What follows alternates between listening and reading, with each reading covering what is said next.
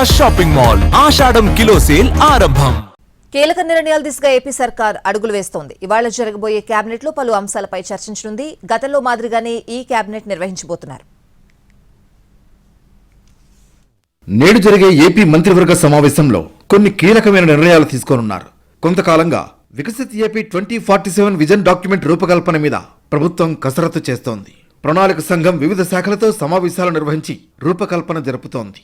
మొత్తం 12 అంశాలతో రూపొందించిన 2047 ఏపీ విజన్ డాక్యుమెంట్ పై కేబినెట్లో సలహాలు సూచనలు తీసుకుంటారు.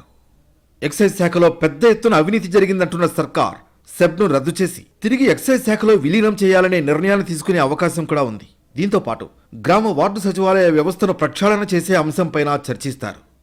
అలాగే రేషన్ మాఫియాను అరికట్టేందుకు మొబైల్ డిస్పెన్సింగ్ యూనిట్లను రద్దు చేస్తూ నిర్ణయం తీసుకున్నారు.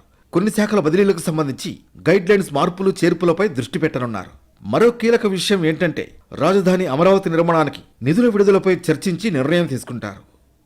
నరేగా పనుల ఆమోదం కోసం ఇప్పటికే గ్రామ సభలు జరిగాయి. అయితే త్వరలో పెట్టబోయే రెవెన్యూ సదస్సులపైన చర్చ జరిగే అవకాశం కనిపిస్తోంది. 2014-19 మధ్యకాలంలో నిర్వహించినట్లుగానే ఇప్పటి నుంచి ఈ కేబినెట్ నిర్వహించనుంది ఏపీ సర్కార్.